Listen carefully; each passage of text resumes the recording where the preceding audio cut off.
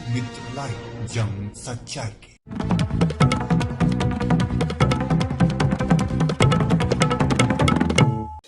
नमस्कार, लोक मित्र लाइव जंग सच्चाई की उत्तर प्रदेश क्षेत्रीय ताज़ा खबरों से जुड़े रहने के लिए चैनल सब्सक्राइब करें। आइए देखते हैं प्रेस रिपोर्टर सूबेदार उपाध्याय की रिपोर्ट। धन्यवाद नंदिनी जी। यदि यह कहा जाए कि देश में अल्प बचत अभिकर्ताओं की स्थिति अत्यधिक दयनीय है तो गलत नहीं होगा। अल्प बचत अभिकर्ता के गले पर सदैव तलवार लटक रही है, जिनकी न तो कोई निश्चितता है न कोई भविष्य। अभिकर्ताओं का भविष्य दो नाव पर है। अभिकर्ताओं की जन्मदाता राज्य सरकार हैं तथा पालनकर्ता केंद्र सरकार हैं। एजेंसी की नियुक्ति एवं नवीनीकरण राज्य सरकार तथा एजेंसी कार्य पर देय कमीशन केंद्र सरकार के नियंत्रणाधीन है। जहां पर एजेंसी पर रोक लगाने का दावा राज्य सरकार करती है तो वहीं केंद्र सरकार लगातार एजेंट का कमीशन कम कर रही है। ऐसे विषम परिस्थिति में अभिकर्ताओं के हक और हुकूक की लड़ाई के लिए मसीहा के रूप में अल्प बचत अभिकर्ता संघ national small savings agent association India NSSAAI के राष्ट्रीय अध्यक्ष पृथ्वीश भट्टाचार्य जी, राष्ट्रीय महासचिव मनोज मिश्रा तथा देश के सभी प्रांत के पदाधिकारियों NSSAAI द्वारा अभिकर्ताओं की सदस्यता 100% भागीदारी सुनिश्चित कराई जा रही है तथा संघ द्वारा अभिकर्ताओं के हित में केंद्र सरकार को 14 सूत्रीय मांगों को रखा गया है, जिसमें मुख्य रूप से अभिकर्ताओं के कमीशन को बढ़ाने व बचत विभाग डाक विभाग द्वारा सुलभ सेवाएं उपलब्ध कराने तथा महिला प्रधान कार्ड, अभिकर्ता रसीद बुक, चेक बुक, जमा निकासी फार्म एवं डाकघर स्टेशनरी आवश्यकतानुसार उपलब्ध कराए ताकि निवेशकों को धन निवेशित कराने में कठिनाई का सामना न करना पड़े। लोकमित्र लाइव से मैं सूबेदार उपाध्याय देश के समस्त अभिकर्ताओं को आश्वस्त करता हूं कि आप सभी की वास्तविक एवं सार्थक समस्या को मीडिया के माध्यम से भारत सरकार तक पहुंचाने में अग्रणी भूमिका रहेगी। अभिकर्ता अपनी एजेंसी संबंधी समस्या के निराकरण एवं संपर्क में बने रहने के लिए मेरे चैनल को लाइक, शेयर, सब्सक्राइब अवश्य कर लें ताकि अभिकर्ताओं के आवाज़ को भारत सरकार व वित्त मंत्रालय तक पहुंचा सकें। दैनिक लोकमित्र लाइव से प्रेस रिपोर्टर सूबेदार उपाध्याय की रिपोर्ट। आभार श्री उपाध्याय जी का, जिन्होंने मुझे मौका दिया राष्ट्रीय बचत की एजेंटों के बारे में कुछ कहने के लिए। मैं देख रहा हूँ काफ़ी समय से ये महिला प्रधान एजेंट जिस हिसाब से मेहनत कर रही हैं, कार्य कर रही हैं, त्याग कर रही हैं, उसके हिसाब से न तो इनको सुविधा मिल रही है, न इनको किसी तरह की छूट मिल रही है। यहाँ तक कि इनके कार्डों की समस्या है, उसके निदान के लिए किसी भी स्तर पर कोई भी कार्रवाई नहीं हो रही है। जिला स्तर पर उनको कार्ड नहीं मिलते हैं, जिले के लिए प्रदेश स्तर से नहीं मिलते हैं, प्रदेश को केंद्र सरकार से नहीं मिलते हैं, केंद्र से नहीं मिलते हैं। ये अव्यवस्था क्यों है, ये पता नहीं चल पा रहा है। अगर केंद्र प्रिंट नहीं करा रहा है तो क्यों नहीं करा रहा है, इस बात की समीक्षा कोई भी नहीं कर रहा है। अगर वो प्रिंट नहीं करा सकते हैं तो हमारा निदेशालय उसको प्रिंट करा ले और जिलों को पूरी सप्लाई दे दे, जिससे कि अभिकर्ताओं को कोई दिक्कत ना हो। एक एक कार्ड के लिए, दो कार्ड के लिए एजेंटों को दो चार चार बार दफ्तर के चक्कर लगाने पड़ते हैं। जितने का खाता नहीं उतना उसका खर्च हो जाता है और इस कमी का फ़ायदा हर स्तर पर, किसी भी चीज़ की कमी जब होती है तो उसका फ़ायदा बीच वाले ज़रूर उठाते हैं। उसका स्टोर करके, उसकी कमी दर्शा करके, वास्तव में कमी नहीं है फिर भी दर्शा करके, और उसका नाजायज़ फ़ायदा उठाते हैं और उठा रहे हैं।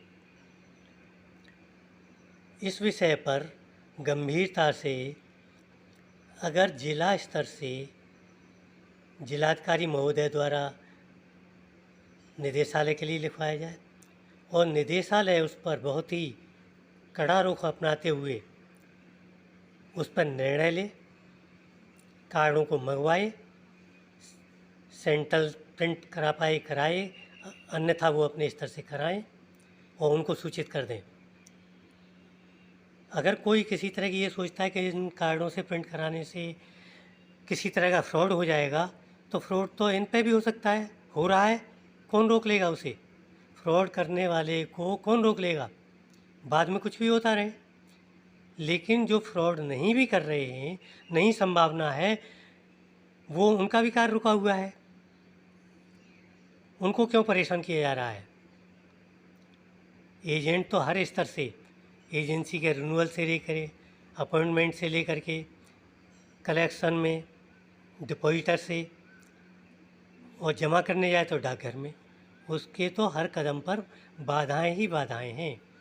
एक बार में कोई डिपॉजिटर पैसा नहीं देता, 4 बार उसे भगाएगा तब पैसा देगा। जब वो कलेक्ट करके डाकखाने में ले जाएंगे तो उनके लिए अभी जनता के लिए समय है, अभी कुछ नहीं करेंगे हम, खाली बैठो तो उनका काम करो। बहरहाल एजेंट के लिए हर स्तर पर कांटे बिछे हुए हैं। ये जो पेड़ लगाए गए थे हमारे द्वारा, एजेंट बनाया गया था, घर घर जा कर के हम एजेंट बनाते थे, उनका सहयोग करते थे, डिपॉजिटर के पास जा कर के उनके साथ मोटिवेट करते थे। उस स्तर से ला कर के यहाँ पर ये कार्य लाया गया है। जो आज वट वृक्ष का रूप धारण करना चाहिए था, वो सूखाग्रस्त हो रहा है, केवल और केवल अव्यवस्थाओं की वजह से। अन्यथा जितना पैसा ये एजेंट कलेक्ट करती हैं और कर सकती हैं, उतना और कोई भी इतने कम खर्च में पैसे को कलेक्ट नहीं कर सकता है। तो एजेंट सब इकट्ठे होकर के ज़िले पर अपने जिला बचत अधिकारी, सहायक निदेशक से, अन्यथा जिलाधिकारी महोदय से मिलें और इस समस्या के समाधान हेतु उनसे निवेदन करें, उनसे पत्र भिजवाएं निदेशालय के लिए, और निदेशालय स्तर पर पैरवी करके इस कार्य को पूर्ण कराएं। ये जिम्मेवारी जिला स्तर की और निदेशालय स्तर की है। सभी एकजुट होकर के एजेंट अपनी अपनी समस्याओं को रखें और उनका समाधान कराएं। हम आपको जो भी सहयोग है हमारे लायक, हम सेवानिवृत्त जरूर हो गए हैं, लेकिन आपकी सेवा के लिए जो भी हम कर सकते हैं करेंगे। जो हमसे हो सकता है हमसे आप सहयोग लें, लेकिन आगे आपको बढ़ना है। कुछ लोग इस एजेंसी को ख़त्म कराना चाहते हैं, क्या मकसद है उनका ये वो जाने। इस निदेशालय को ही वो ख़त्म कराना चाहते हैं। कैसे कार्य कराएंगे, क्या करेंगे आगे, उनकी नीति निर्धारित क्या की गई है, नीति निर्धारण क्या है उनका, ये अभी कुछ भी समझ में नहीं आ रहा है। और आज जब तक चले, निदेशालय चले, स्कीम चले, तब तक सुचारू रूप से एजेंटों का ध्यान रखते हुए इनकी समस्याओं का समाधान किया जाना आवश्यक है। बस मैं इसके माध्यम से यही सभी से निवेदन करना चाहूँगा और एजेंटों से यही कहना चाहूँगा कि आप एकजुट होकर के अपनी आवाज़ को शासन प्रशासन तक पहुँचाएं और एकजुट रहें।